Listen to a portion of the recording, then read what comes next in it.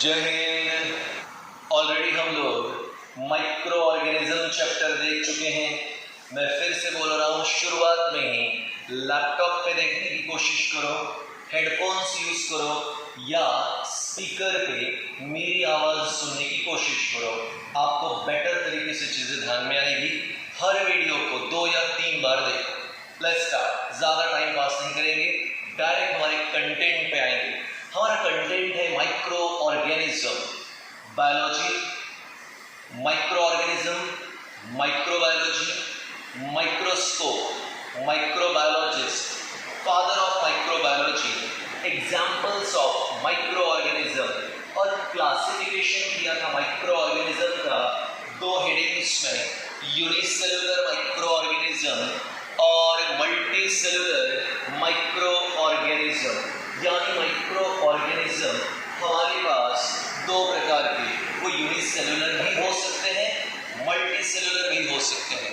इसके बाद हमने आपके लिए स्टार्ट किया था प्रोटोजोआ और हमने आपको प्रोटोजोआ के कैरेक्टर एक्सप्लेन किए, जहाँ प्लाज्मोडियम, पैरामीशियम, अमीबा और लिशमेनिया था। प्रीवियस लेक्चर में आपको एल्गी एक्सप्लेन किया, वो भी माइक्रो ऑर्गेनिज्म था। मैं एक खास स्टेटमेंट रिकॉल करता हूँ, एल्गी के थ्रेड्स को हम लोग कहते हैं फिलामेंट और मल्टी सेलुलर एल्गी के बॉडी को फिलामेंटस बॉडी। चलिए आज का टॉपिक एंड हियर आज का टॉपिक है हमारे लिए फंगी, या आप उसे कह सकते हो फंगस। फंगी और फंगस, थोड़ा शायद आपको डिस्टर्बेंस होगा, जोरदार बाहर बारिश चल रही है, पर अगर वॉइस नहीं आया आपको तो थोड़ा सा जो है लाउड करके देख कर सुनना। चलिए हमारा टॉपिक है यहाँ पे फंगी और it is also called as fungus. अब हिंदी भाषा में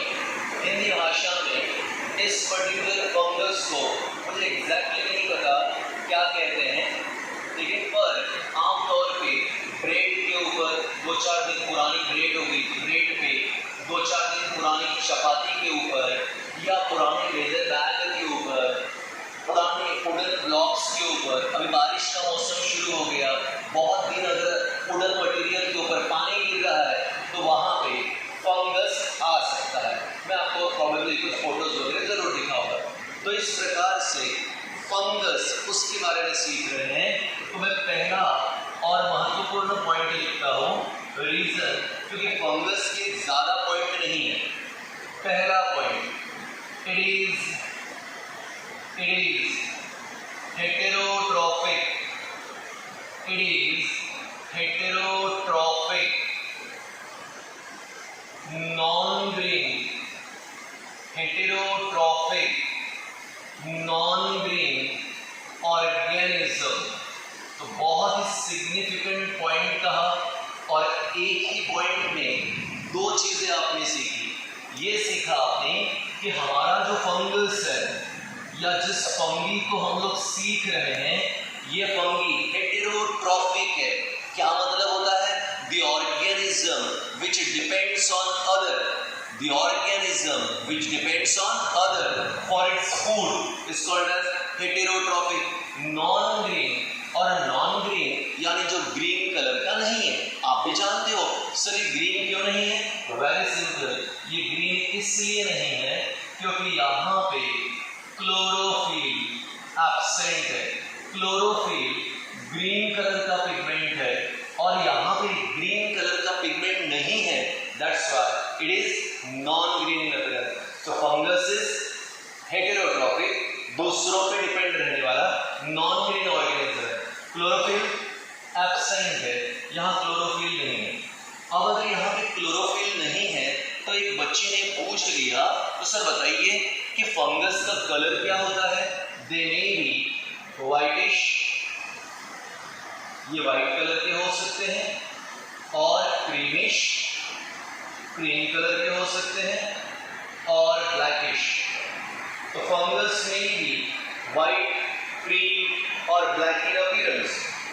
कभी कभी अचार पर, पिकल्स पे, अचार पे फंगस लग जाता है ब्लैक कलर का। जैम की पुरानी बॉटल पे, टोमेटो सॉस ग्लास के बॉटल पे कभी कभी फंगस दिखाई देगा, वो यूजुअली ब्लैक कलर का होता है, हाँ कभी कभी वो व्हाइटिश या क्रीमिश कलर का भी होता है। So fungus is heterotrophic non green organism, chlorophyll absent है, कैसा है, व्हाइटिश, क्रीमिश और ब्लैकिश होता है। ना फंगस की जो थ्रेड है, the threads of fungus, threads of fungus is called as mycelium or hyphae, mycelium और hyphae। जिस प्रकार एल्गी के थ्रेड्स को हम लोगों ने फिलामेंट कहा था, वैसे ही फंगस के थ्रेड को क्या कहते हैं, माइसेलियम और हाइफी कहते हैं। Mycelium or hyphae, they may be saprophytic or may be parasitic. They may be saprophytic or may be parasitic. Saprophytic मतलब which live on dead and decaying material, मरे हुए और सड़े हुए चीजों पे पाए जाने वाला, मरे हुए और सड़े हुए चीजों पे पाए जाने वाला सैप्रोफिटिक, और वो जो दूसरे लिविंग ऑर्गेनिज्म पे रहता है दैट इज कॉल्ड पैरासिटिक। तो ये सैप्रोफिटिक भी हो सकता है, पैरासिटिक भी हो सकता है। पहला पॉइंट क्या था सर, वो हेटेरोट्रॉफिक मतलब दूसरों पे डिपेंड है, पर दूसरों पे है तो किस पे, डेड एंड डिकेइंग सैप्रोफिटिक, और लिविंग अगर रहा तो पैरासिटिक। क्लोरोफिल एब्सेंट, क्यों, क्योंकि वो नॉन ग्रीन है, कलर व्हाइटिश, ग्रीनिश और ब्लैकिश। फंगस के थ्रेड को क्या कहते हैं, माइसेलियम और hyphae. And last one asexual and sexual reproduction is seen. Asexual and sexual reproduction is seen. तो फंगस में सेक्सुअल असेक्सुअल दोनों, जरा डायग्राम पे फोकस करो। ये एक फंगस है, ये हो गया हमारे लिए फंगस, एक example Mucor.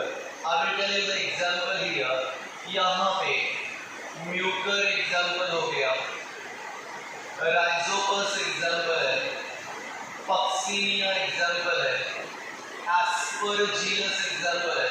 So these are different examples of fungus. तो फंगस के एग्जाम्पल यहाँ पे म्यूकर लिया, ये है थ्रेड्स, व्हाइटिश थ्रेड, तो व्हाइटिश कलर की, क्रीमिश कलर की जो थ्रेड्स है फंगस के थ्रेड क्या कहते हैं उन्हें, माइसेलियम और हाइफी। और इसी माइसेलियम पे वर्टिकली अपवर्ड डायरेक्शन, इस प्रकार हॉरिजॉन्टली माइसेलियम और वर्टिकली अपवर्ड डायरेक्शन पे यहाँ रिप्रोडक्टिव बॉडी लगी है।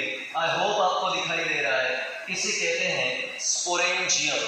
क्या कहा इसे, स्पोरेंजियम। इस स्पोरेंजियम का मतलब होता है स्पोर प्रोड्यूसिंग बैग, वो बैग जहां पे स्पोर होते हैं उसे कहते हैं स्पोरेंजियम, और स्पोरेंजियम के अंदर तैयार होते हैं स्पोर्स, और इन्हीं स्पोर्स से ये फंगस रिप्रोडक्शन करेगा। स्पोर से होने वाला reproduction that is asexual reproduction.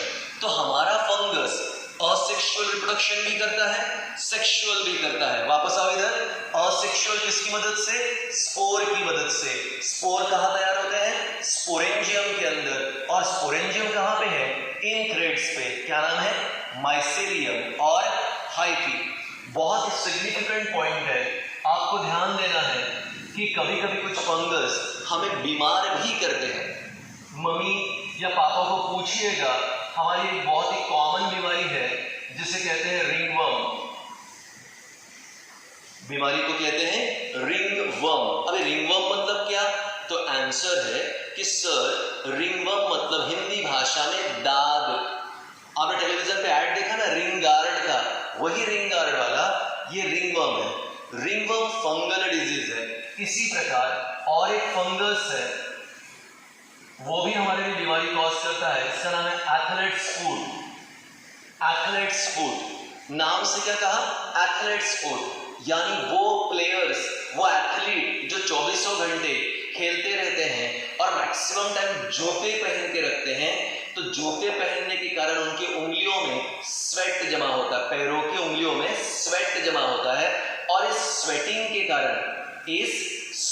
के कारण ऐसे होता है वहां पर कि उनकी उंगलियों में इंफेक्शन हो जाता है।